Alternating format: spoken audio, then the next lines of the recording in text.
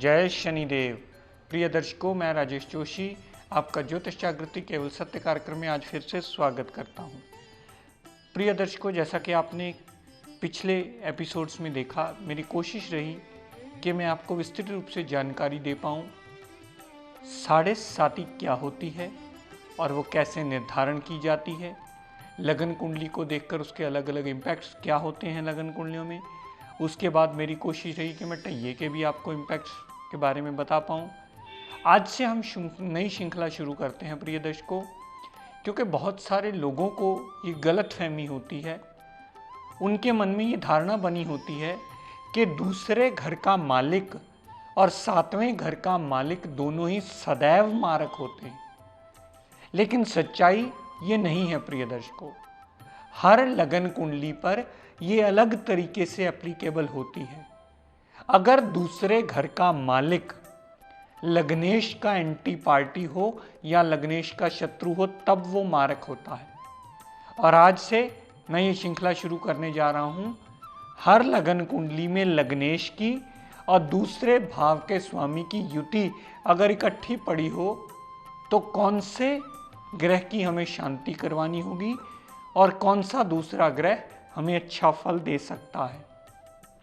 प्रिय दर्शकों, इसी श्रृंखला को शुरू करता हुआ आज हम बात करते हैं मेष लगन की कुंडली। मेष लगन की ये इसलिए बनी क्योंकि लगन में ही एक नंबर लिखा है। एक नंबर मेष राशि मानी जाती है जिसके स्वामी ग्रह मंगल देवता माने जाते हैं। और दूसरे भाव के स्वामी जहाँ 2 नंबर लिखा है, ये भाव भी दूसरा है, यहाँ 2 नंबर लिखा है, इसके स्वामी ग्रह शुक्राचार्य दानव गुरु माने जाते हैं। तो इस लगन कुंडली में लग्नेश बने मंगल देवता और दूसरे भाव के स्वामी बने शुक्राचार्य जो दानव गुरु हैं। तो मंगल इस लगन कुंडली में देवताओं में आते हैं प्रिय दर्शकों, और शुक्राचार्य दानव गुरु हैं। तो इस मेष लगन की कुंडली में दूसरे भाव के स्वामी शुक्राचार्य अति मारक ग्रह बन जाते हैं। और मारक की डेफिनेशन मैं आपको पहले से भी समझाता आया हूं, जहां बैठना, जहां देखना, जहां जाना, उस घर का नुकसान करते चले जाना। प्रिय दर्शकों, अगर शुक्र देवता और मंगल देवता इस लगन कुंडली में लगन में ही विराजमान हो, अगर ये दोनों लगन में ही विराजमान होंगे तो हमेशा आपको शुक्र ग्रह की शांति करवानी होगी और मंगल ग्रह को बल देकर के मजबूत रखना होगा, क्योंकि यहाँ मारक ग्रह शुक्र हैं, वो मंगल के साथ बैठकर मंगल की पॉजिटिव एनर्जी को कम करने में बाध्य होंगे, क्योंकि मंगल योग कारक ग्रह हैं, शुक्राचार्य मारक ग्रह हैं। तो शुक्राचार्य की शांति करवा के जो लगन में मंगल के साथ पड़े होंगे, मंगल का रोचक नाम का जो पंच महापुरुष योग बनेगा, उसे और इम्प्रूवमेंट मिलाकर और अच्छे रिजल्ट देने में बाध्य कर सकते हैं। लेकिन प्रिय दर्शकों, एक बात याद रखिएगा, मैं बहुत पहले से भी इसकी जानकारी अवश्य देता आया हूं आपको। दोनों ग्रहों का डिग्री वाइज बलाबल देखने के बाद ही इस नतीजे पर पहुंचिएगा कि वो कैसा फल देने वाला है। बहुत सारे लोग इसके विवेचन में उलझ जाते हैं, उनको डिग्री वाइज बलाबल समझ में नहीं आ पाता। तो कृपया नोट कर लीजिए, 0 से 6 डिग्री ग्रह 25% रिजल्ट देता है अपने, वो बाल अवस्था में गिना जाता है। 6 डिग्री से 12 डिग्री ग्रह कुमार अवस्था में आ जाता है, कुमार अवस्था में वो 50% फल देता है। 12 से 18 डिग्री ग्रह पूर्ण युवा अवस्था में होता है, वो 100% रिजल्ट देता है। 18 से 24 डिग्री ग्रह वृद्ध अवस्था में आ जाता है और वो कम रिजल्ट देता है। 24 से 30 डिग्री ग्रह मृत अवस्था में आ जाता है, उसके ग्रेड ऑफ रिजल्ट्स निल माने जाते हैं। इसको विस्तार पूर्वक समझ लीजिएगा, उसके बाद ही ग्रहों का विवेचन कीजिएगा कि वो ग्रह कितने प्रतिशत फल आपको देने में बाध्य है। दर्शकों, अगर यही मंगल शुक्र कुंडली के दूसरे भाव में पड़े होंगे तब भी शुक्र देव को मार्कित्व में ही गिना जाएगा। शुक्र देवता इस लगन कुंडली में मार्कित्व की पदवी लेकर के बैठे हैं, जिसकी वजह से दूसरे भाव में पड़े हुए शुक्र देवता की भी आपको शांति करवानी अति अनिवार्य होगी, ताकि मंगल देवता आपको पूर्ण शुभता के प्रभाव दे पाए। शुक्र की दशांतरा सदैव आपको दिक्कत परेशानियां देती मिलेगी, क्योंकि अष्टम टू अष्टम थ्योरी के मुताबिक वो मारक माना जाता है। मंगल देव की दशांतरा सदैव अगर दूसरे भाव में बैठी है तो पूर्ण पॉजिटिव फल देगी। जितना उसमें डिग्री वाइज क्षमता होगी, बलाबल होगा, उतने प्रतिशत वो पॉजिटिव फल अवश्य देगा। मंगल देवता की दशा अंतर दशा में धन का आगमन होता रहेगा, परिवार साथ देने वाला होगा। जातक की वाणी थोड़ी सी उग्र जरूर हो सकती है, क्योंकि मंगल कहीं ना कहीं थोड़ा सा अग्रेसिव प्लेनेट है। तो ऐसे रिजल्ट दूसरे भाव संबंधी पूर्ण पॉजिटिव मंगल की दशांतरा में आपको अवश्य मिलेंगे। दर्शकों, यही मंगल शुक्र अगर कुंडली के चौथे भाव में पड़े हों, चौथे भाव में शुक्र देवता को दिशा बल मिला, लेकिन यहां मंगल देव भी पूर्णतः नीच अवस्था के आ गए। यहां पर भी मंगल देवता का रत्न आपको नहीं धारण करना है। चौथे भाव में नीच का पड़ा मंगल देवता की दशा अंतरा भी सदैव आपको कष्ट देती ही मिलेगी। और शुक्राचार्य तो पहले ही मारक हैं, तो दो मारक ग्रहों की युति बन जाएगी।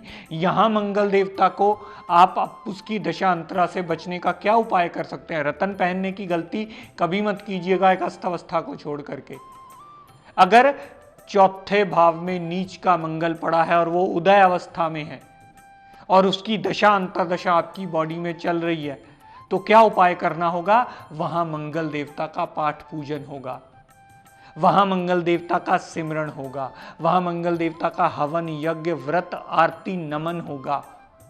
वहां मंगल देवता को मंदिर मंगलवार को जाया जाएगा, मंगल देवता के आगे नमन किया जाएगा। वहां बजरंग बली की उपासना की जाएगी, ताकि चौथे भाव में नीच के मंगल देवता का जो बुरा प्रभाव आपको मिल रहा है वो शुभता कम करे। माता को प्रॉब्लम, माता से प्रॉब्लम, गाड़ी भूमि वाहन मकान सुख सुविधाएं लेने वाली हुई तो उनसे भी सब किस्म की प्रॉब्लम्स ही आपको दिखाई देंगी आती हुई। तो मंगल को हवन पाठ पूजन सिमरन यज्ञ आरती करके शांत किया जा सकता है, ताकि मंगल के आगे हाथ जोड़ के प्रणाम किया जाए, ताकि मंगल अपने अशुभ प्रभाव कम कर पाए।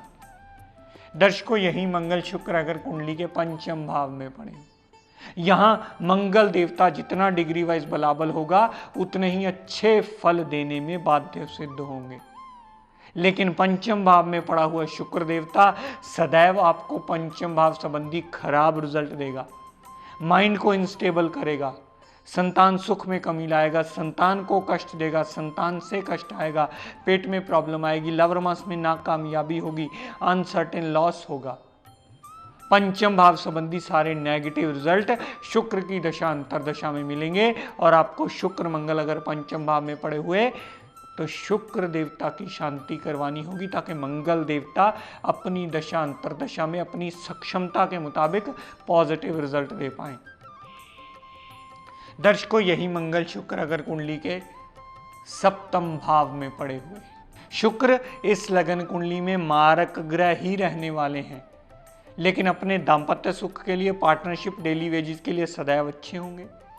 मंगल देवता इस कुंडली के योग कारक ग्रह हैं, अच्छे पड़े होने की वजह से, सप्तम भाव में पड़े होने की वजह से सदैव अपनी दशांतरा में पॉजिटिव रिजल्ट देते मिलेंगे। यहाँ भी अगर आपको शांति करवानी अनिवार्य हुई तो सप्तम भाव संबंधी शुक्र देवता की ही शांति करवाइएगा, ताकि उसका मार्कित्व कम हो पाए और मंगल देवता अपनी दशांतरा में आपको पूर्णतः पॉजिटिव रिजल्ट देने में बाध्य सिद्ध हो सके। दर्शकों, यही मंगल शुक्र अगर कुंडली के नवम भाव में पड़े हुए, नवम भाव में भी शुक्र देवता हमेशा मंगल देवता की अच्छाई को खराब करते ही मिलेंगे, क्योंकि शुक्र एक मारक ग्रह है, ये बात सदैव याद रखिएगा। और हमें सदैव मारक ग्रहों की ही शांति करवानी पड़ती है ताकि योग कारक ग्रह अपनी दशा अंतरदशा में अपनी क्षमता के मुताबिक पूर्ण पॉजिटिव रिजल्ट हमें देने में बाध्य हो सके। अगर शुक्र की दशा अंतरा चलेगी और शुक्र नवम भाव में बैठा हुआ तो पिता से मनमुटाव होगा, विदेश यात्रा होगी तो लाभान्वित नहीं होगी, जातक बहुत ज्यादा धर्म को मानने वाला नहीं होगा, जातक के लिए प्रॉब्लम शुक्र रिलेटेड आती ही रहेंगी। नवम भाव में आया हुआ शुक्र देवता पिता से मनमुटाव करके उनसे दूर जाने का रास्ता भी अवश्य ढूंढ लेगा। जातक अपने परिवार से भी कहीं ना कहीं दूर अवश्य हो जाता है, लेकिन मंगल देवता अपनी दशांतरा में सदैव आपको पॉजिटिव फल देगा, क्योंकि त्रिकोण का मालिक त्रिकोण में बैठा है। त्रिकोण के मालिक का त्रिकोण में बैठना सदैव शुभ माना जाता है। अग्नि कारक ग्रह का अग्नि राशि में बैठना शुभ माना जाता है। तो नवम भाव में बैठा हुआ मंगल अपनी डिग्री वाइज क्षमता के मुताबिक पूर्णतः आपको पॉजिटिव फल देता मिलेगा। दर्शकों, यही मंगल शुक्र कुंडली के दशम भाव में बैठे हो। यहां मंगल देवता रुचक नाम का पंच महापुरुष योग बना लेंगे और शुक्र देवता उस रुचक नाम के पंच महापुरुष योग को खराब करते मिलेंगे, क्योंकि शुक्र इस लगन कुंडली का एक मारक ग्रह है। बहुत सारे लोगों को यह गलतफहमी रहती है, सर मेरा ये ग्रह दूसरे भाव में चला गया, ये मारक बन गया। भाव मारक नहीं है, भाव का स्वामी मारक बना है। इस बात का विवेचन करते समय सदैव ख्याल रखिए। अगर दशम भाव में शुक्र और मंगल पड़े हैं तो सदैव शुक्र की शांति करवाइएगा, ताकि मंगल का रुचक नाम का पंच महापुरुष योग सदैव अपनी दशा अंतरदशा में पूर्ण आपको लाभान्वित करता मिले, जितना उसमें डिग्री वाइज क्षमता या बलाबल होगा। तो मंगल की शांति नहीं होगी, मंगल को सदैव प्रणाम किया जा सकता है, मंगल का मूंगा पहना जा सकता है, वो रिजल्ट पॉजिटिव देने में बाध्य होगा दशम भाव में अगर पड़ा हो तो। दर्शकों, यही शुक्र मंगल अगर कुंडली के 11वें भाव में पड़ा हो, मंगल देवता अपनी दशांतरा में पूर्णतः आपको पॉजिटिव फल ही देता मिलेगा, जितना उसमें डिग्री वाइज क्षमता या बलाबल होगा। लेकिन प्रिय दर्शकों, शुक्र देवता जब भी दशा अंतरदशा चल पड़ी शुक्र देवता की, एक मारक ग्रह का 11वें भाव में बैठना सदैव अशुभ माना जाएगा। बड़े भाई बहन से भी शुक्र की दशा अंतरा में क्लेश मचेगा, लाभ में कमी आएगी शुक्र की दशा अंतरा में, और छोटी मोटी हेल्थ प्रॉब्लम भी अवश्य ही होती रहेंगी, क्योंकि शुक्र एक मारक ग्रह है इस मेष लगन की कुंडली में, जो दूसरे और सप्तम भाव का स्वामी है। सदैव ये बात स्मरण रखिएगा। मेरी कोशिश ये रहेगी कि 12 लगन कुंडलियों में लग्नेश और दूसरे भाव के स्वामी द्वितेश की युति को हर लगन कुंडली में डिफाइन करता चला जाऊं, ताकि आपको पता चल सके कि दूसरे भाव का स्वामी भी हर लगन कुंडली में मारक नहीं होता है। इसे हर लगन कुंडली को में मारक समझने की भूल कभी मत कीजिएगा, क्योंकि बहुत सारे लोग जब आधे अधूरे पढ़ के आते हैं, सर दूसरे भाव का मालिक तो मारक है, मैंने तो पक्का कोटा लगाया हुआ है। जब मैं कारण पूछता हूं तो उनको कारण समझ में नहीं आता। तो यहां ये समझने की भूल कभी मत कीजिएगा कि दूसरे भाव का मालिक सदैव मारक होता है। मैं इसी कोशिश को आगे बढ़ाता हुआ 12 लगन कुंडलियों तक आपको समझाऊंगा। आप कृपया इसे नोट कर लीजिए, और किसी की चीज़ ये एपिसोड देखने में रह जाए तो कृपया YouTube पर जाकर डेली का हमारा एपिसोड अपलोड हो जाता है, वहाँ से देखकर लाभान्वित हो सकते हैं आप, और अपने ज्ञान के चक्षु को खोल सकते हैं।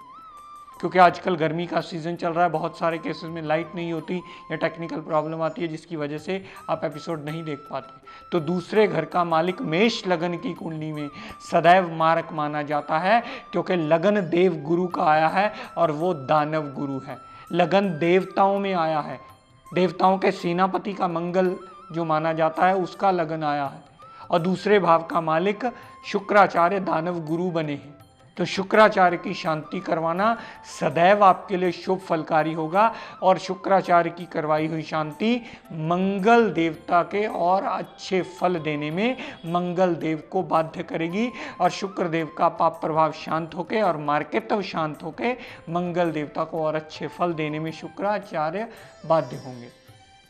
तो प्रिय दर्शकों, आज अपनी वाणी को यही विराम देता हुआ हम सब के लिए मंगल कामना करता हुआ शनिदेव से ये प्रार्थना करता हूँ कि हे शनिदेव, हम सब पर अपनी कृपा दृष्टि दया दृष्टि सदैव बनाए रखें। जय शनिदेव।